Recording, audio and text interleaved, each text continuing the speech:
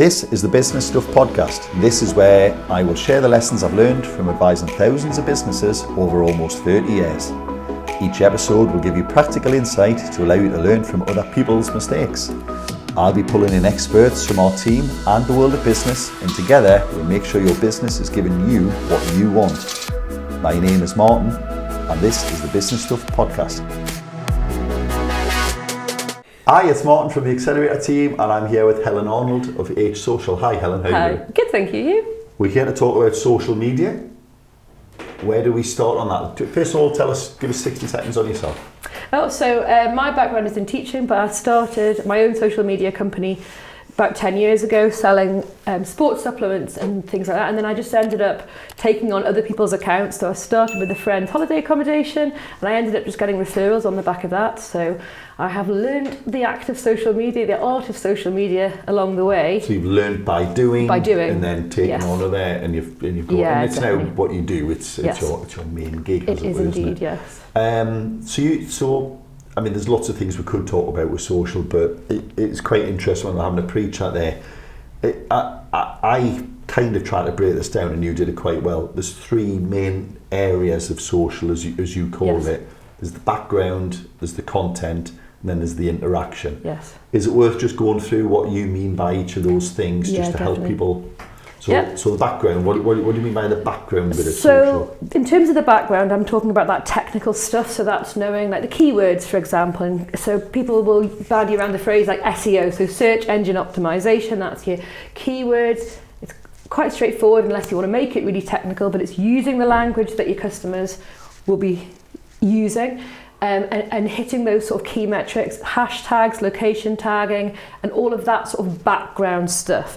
And that's, if I was going to rank it, that would be my third most important tool, because that is the background stuff. And the second most important is the content, what you're actually putting out there.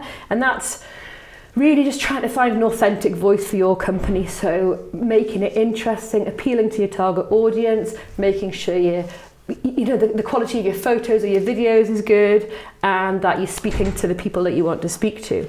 And then number one, to me, is like the linchpin key, because actually it's something that loads of businesses don't do enough of, and that is the interaction. So that's making sure that you are actually engaging with other people. So that's commenting on their posts, discussing things, messaging. I am not talking about spam messaging people, but having those conversations, because the algorithm recognizes you as friends and it'll show your posts to more people, but it'll also just build that community, and that's really what it's about. So although you can speak to anybody anywhere in the world on social media, for the majority of businesses there is that key element of key people that you want to speak to, whether that's locational or niche or whatever. Okay. Works for your business. Loads of things crop up there straight away. So the background, so is it fair to say that most social medias now have adopted hashtags and location tagging? They're largely the same now, aren't they? But you kind of said it's your third most important. Is there a decision yet to be made though about which platform you're on? Oh, definitely, yes. So not every business will work on every platform, will it? And it's going to be perfect. You're going to find the mix that's perfect for your business. So yes, before you start to do that, I would always, in a perfect world, you would have that strategy. You wouldn't just go on and start posting things. It's easier said than done, and the majority of businesses, when they're just starting out, sort of want to be everywhere. But actually, open all the socials, put stuff on something. But it's how much time have you actually got to spend? So you're better off spending all your time on one or two channels and really being present on that channel than spreading yourself too thinly, not having a good understanding of the difference between each channel, and then not being able to keep on top of things. Difference between each channel, is there a way to simplify, or because there's so many? So yes, I mean, and some of them are sort of flash in the pan and will come and go. The majority of businesses use Facebook and Instagram, although they are the same company, they operate in slightly different ways. But that's most people's bread and butter. But then LinkedIn has got some benefits in that it's much more B2B. It's got a higher socioeconomic so depending on what your product is, the people on LinkedIn have got more money to spend, and it's also a smaller pool. So actually you're more likely to be visible. So using hashtag on LinkedIn, if you're hitting the right hashtags, you're more likely to be seen by people. Whereas, for example, TikTok, yes, it's very much up and coming. It's more video based, but its target audience is much younger. Yeah. So it's going to be what's appropriate to you. Now, they are all changing. So, for example, TikTok have just, and we don't know exact details, TikTok have signed a contract with Google so that people can use TikTok as a search engine. So actually what you might be doing is looking and thinking, I know I'm going to need TikTok in the future. I'm heading towards that way. How can I get myself ready for? So you're almost now starting to think, I need to more long term. I need to turn up in the search results. Yes. Because that's the way it's going. And it is, that digital marketing trends, they change all the time. And this is one of the problems with social media, that every month something changes. And I've got somewhere in the region of 25 clients, and each of their social media is different because of what they're allowed on Instagram or TikTok or whatever it is. The music that's available to them will be different. Yeah. And it changes all the time. So some people have got music, some people still don't. Some people have got, and it is constantly changing. Yeah. So keeping on top of things and just being aware of where it's headed, it is really important. So for example, in terms of digital marketing trends, we're getting much more about voice activation. So you'll know if you've got Sky TV, you can speak into it. Yeah. So in terms of keywords, it's what would people say is becoming more and more important. Not necessarily what would the type. Yeah, because so my son learned very early on YouTube that we were like, how does he find Curious George? Great show. Quite hard to spell when you're 3 or 4.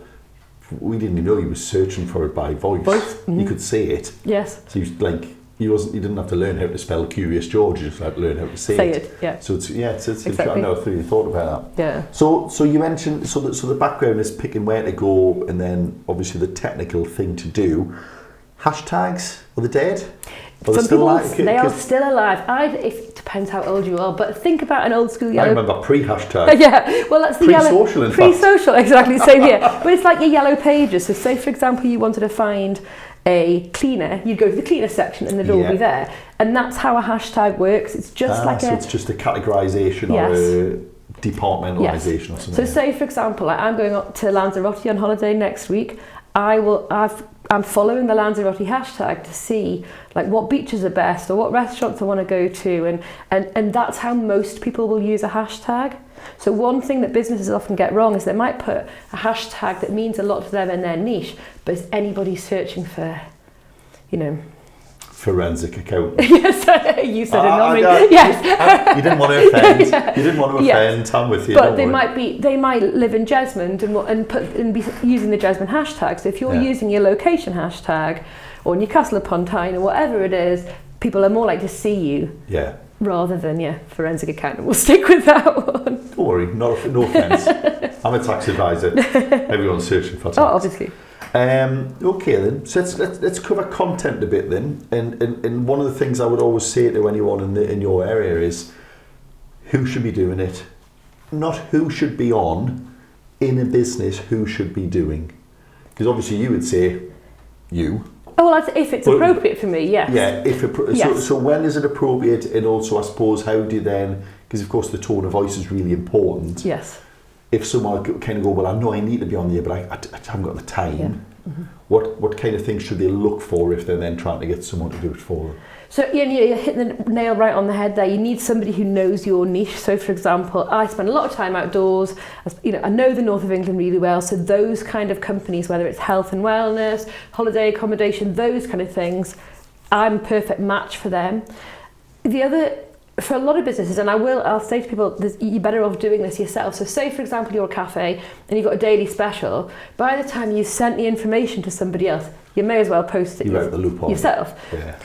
Where a social media manager, somebody doing the marketing for you is better sometimes, is it's better to have somebody a step outside of the business, because what might be common parlance to you and the words that you would use all the time, your ideal client might not be... Industry jargon. Yes. Yeah. And actually...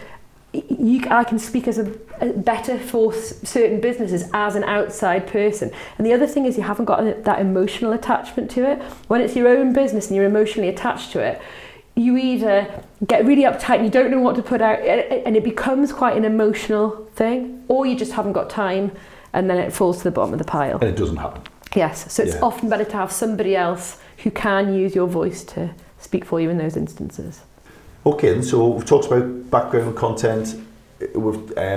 how do you make sure that the tone of voice is replicated by anybody who is in control of the social, and whether that's you as an outside source or maybe a team of 2 or 3 people in a larger business?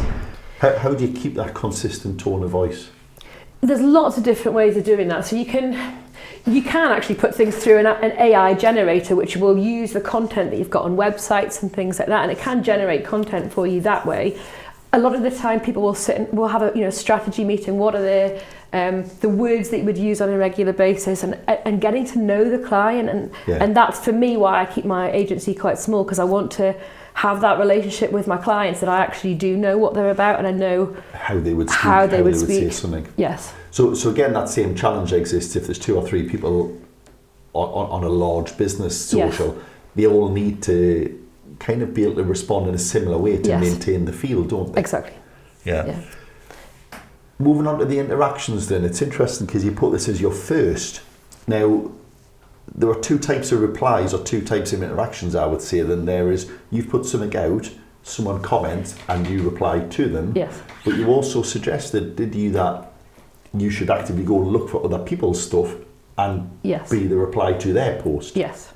Both are equally important, or? Yes, it's trying to find that balance, and you don't want to be spamming people or just putting, in the past. Great post. Yeah, in the past you could get away with that, and you can't now. So you've got 2 aspects to that. It's like a meaningful test or something, isn't it? It is. Yeah. So, as it stands at the minute, and probably by the time this goes out, it'll not be accurate anymore, but as it stands at the minute, the algorithm doesn't, if you just put an emoji on everything, it's not going to cut the mustard. Yeah. It would have done in the past. It now recognises a meaningful interaction is something with more than 4 words. So you have to write something that's more than 4 words. So not great post, Dave. Cute dog, all of that kind of stuff. So yes, there is that it helps the algorithm, but you're also wanting to build relationships with people. So you're wanting to have those meaningful conversations. So if you and I are talking, we wouldn't go, great post, and you would have that. Well, you wouldn't say that to me. You'd say, what the hell you put that out for? Probably. Which luckily is more than 4 words. Yes, exactly. So it's having that conversation, and it should be genuine. It's not, there's plenty of people out there. Not everybody's going to be your kind of people. It's finding your kind of people and interacting with what they're putting out there. Does it matter whose posts you're interacting on? Is there a, if you're strapped for time and you think, well, I need to find some people to interact with, not all interactions are equal, presumably. That's correct. How do you then? What I find with smaller businesses, and this is where you get blurred lines, is that smaller businesses will often they'll be using the social media account for their own personal stuff as well as for their business. And I'll often say to them, can we split it? Because you don't want to follow forensic accounting, the fast moving, exciting pace, and then see kids' footy team at the weekend, do you? Yeah, and it's that, but the kids' footy team might need an accountant. No, sorry, not if it's that person's kids. Yes. Like hold on, I'm following you for the accountancy, not the footy, and vice versa. And so a lot of people, might like cute dog pictures. Or I do have one client who is a personal trainer, and I'm consistently messaging him saying, stop following Australian models because he might well interact with them, but they're not coming to his class in North Shields on a weekly basis. That makes sense. So it's finding, your ideal clients. If you are a local business, just, are they in your local area for starters? Is it a bot? As well, you've got to be careful with bot accounts.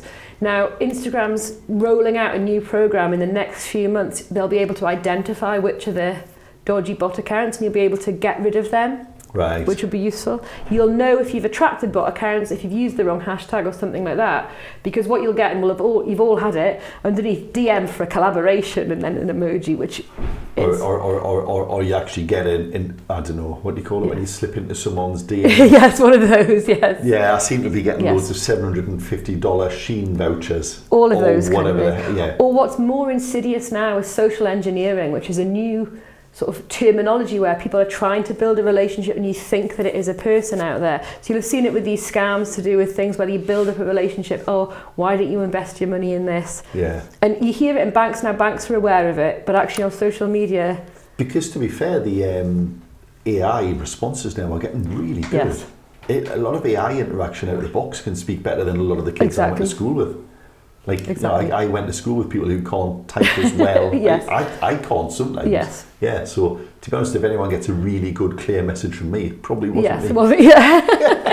It was probably something else altogether. Yes. So interacting, so we're going to interact with local businesses. Do they need to be target customers, or could there be just people who've got complementary businesses who you might want an actual collab without? Well, and there is the power of collaboration is huge, and I think that it isn't done enough, because actually, say for example, you've got a complementary business, you can collaborate with this person for an event or something like that. But even on a post to do with stuff, I'm doing a lot for Valentine's Day next week. We've got loads of collaborations between businesses, because actually if you've got similar target audiences, if you put a collaboration post out, the algorithm likes it, shows it to more people, but you also get seen by those Each other's networks. Yeah. And actually for the majority of cases that benefits both your businesses. Yeah.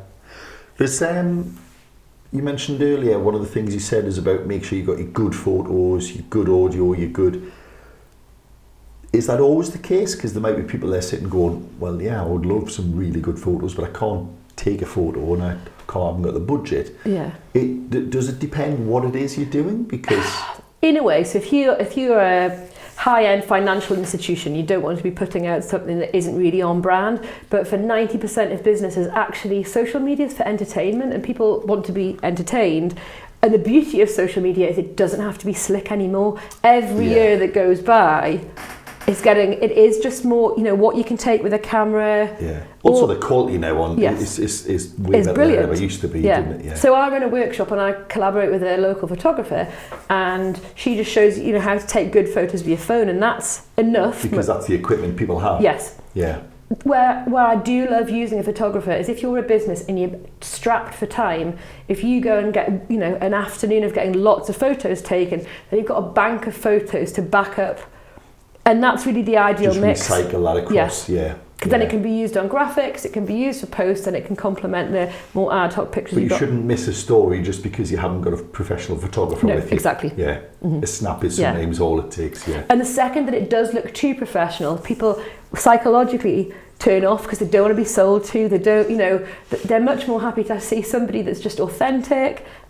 They've got a much better reaction. I think there feels like a trend now on probably TikTok as well, but Instagram, where it's like fitness influencers be like, and it shows you them pretend to set the camera up and pretend they've ran up the road, but they're having it all, and it's clearly fake, and it's almost mocking the fact that some of these things would never be on camera, would they? No, exactly. Like, it's like, let's just drop the pretense that it was natural. Yes. We all know you've posed for it. Yeah, exactly. Yeah. So it's almost like gone full circle now. People like taking the mick out of themselves almost, aren't they? And it's good fun. That's what social media is about. It's fun, it's lighthearted, and it is lovely that it's heading in that direction. Because what I'll say to clients as well, you don't want to, depending on what you do, you don't want to destroy your love of something by always having to take a photo of it. So if you are your brand and you love paddleboarding, for example, you don't want to be halfway through paddleboarding thinking, I've got to take a photo. You can sometimes just paddleboard. You can sometimes just, news, you don't have to take a photo. But what you can do in that instance is say, right, I'm going to